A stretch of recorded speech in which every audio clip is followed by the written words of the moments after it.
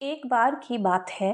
भगवान बुद्ध अपने शिष्यों के साथ प्रवास पर थे और एक गांव के पास जंगल में रुके थे। उस क्षेत्र के कुछ श्रद्धालु भगवान बुद्ध के दर्शनों के लिए जंगल जाने की बात कर रहे होते हैं। तभी गांव का ही एक ईर्ष्यालु व्यक्ति जो सभी से लड़ता झगड़ता रहता था, वह भी वहां आता है और उन लोगों की बातें सुनता है।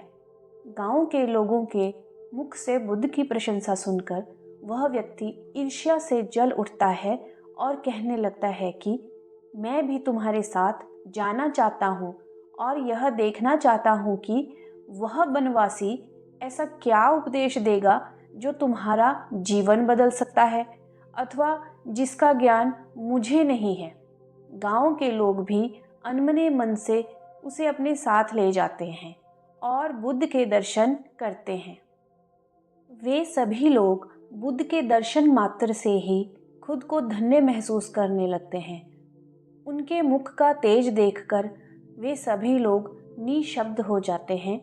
सभी अपने सांसारिक दुख भूल जाते हैं तथा अपने जीवन को उद्देश्यपूर्ण बनाने के उपाय पूछने लगते हैं। इस पर बुद्ध ने उन्हें उपदेश देना शुरू किया कि सर्वप्रथम मनुष्य को ईश्वर का ध्यान करते हुए जीवन को संयमित बनाने का प्रयास करना चाहिए और अपने क्रोध और दूसरों से ईर्ष्या करने के भाव को त्याग देना चाहिए, क्योंकि ऐसे स्वभाव वाला मनुष्य दूसरों को तो क्रोध की आग से जलाता ही है, परंतु इस क्रोधाग्नि में जलकर दूसरे से ज्यादा अपना नुकसान कर लेता है और अपनी ऊर्जा को सही स्थान पर प्रयोग नहीं कर पाता है। तभी उस ईर्ष्यालु व्यक्ति को बुद्ध की बातें अच्छी नहीं लगती हैं। वह अचानक उठा और बुद्ध का अपमान करते हुए कहने लगा कि बुद्ध, तुम पाखंडी हो, बड़ी बड़ी बातें करना ही तुम्हारा काम है। तुम लोगों को अपनी बातों में फंसाकर भ्रमित कर रहे हो और ये मूर्ख लोग व्यर्थ ही तुम्हारी जय जयकार किए जा रहे हैं। तुम्हारी ये बातें आज कोई मायने नहीं रखती हैं। इस तरह व्यक्ति लगातार बुद्ध को अपमानजनक बातें सुनाता रहा। वहाँ बैठे सभी लोग ये देखकर हैरान थे कि बुद्ध ये सब शांति से सुन रहे थे, लेकिन कुछ बोल नहीं रहे थे। क्रोधी व्यक्ति बुद्ध को शांत देखकर और ज़्यादा क्रोधित हो जाता है। वह बुद्ध को और अधिक उकसाने की कोशिश करता रहा, परंतु बुद्ध फिर भी उसे प्रेम से देखते रहे। हार कर वह व्यक्ति बुद्ध के पास गया और उनके मुंह पर थूक कर वहां से चला जाता है। घर पहुंचकर क्रोधी व्यक्ति का मन शांत हो जाता है। उसे रह रह कर बुद्ध का शांत चेहरा और अपना खराब व्यवहार याद आ रहा था। उसे अपने किए पर बहुत पछतावा होने लगता है।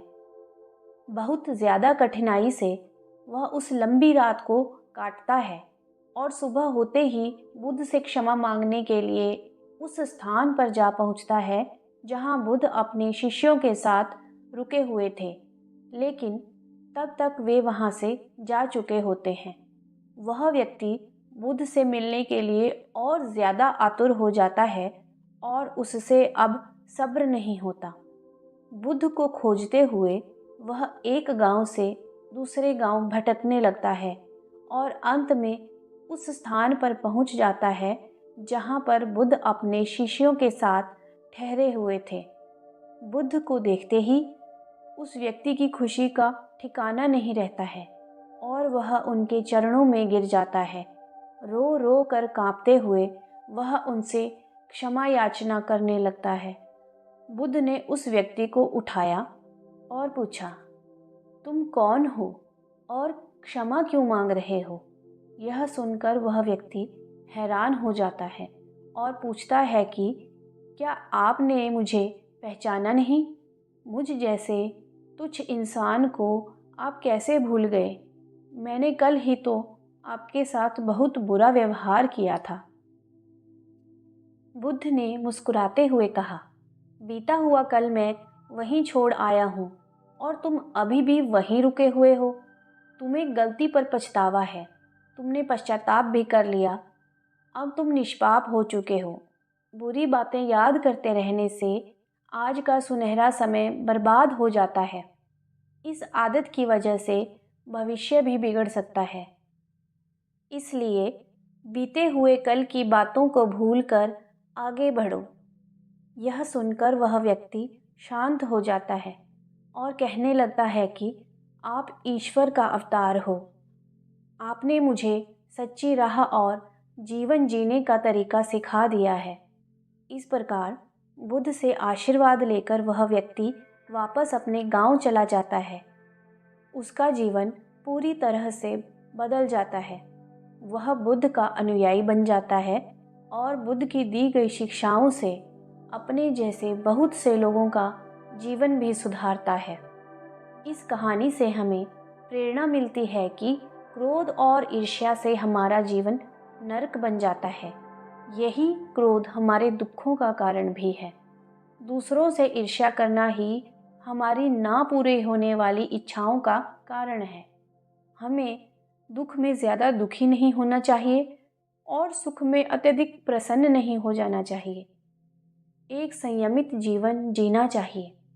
भगवान बुद्ध ने जो मार्ग प्रशस्त किया है उस पर चलकर हम भी अपने जीवन को धन्य बना सकते हैं तथा अपने व्यक्तित्व को और अधिक निखार सकते हैं।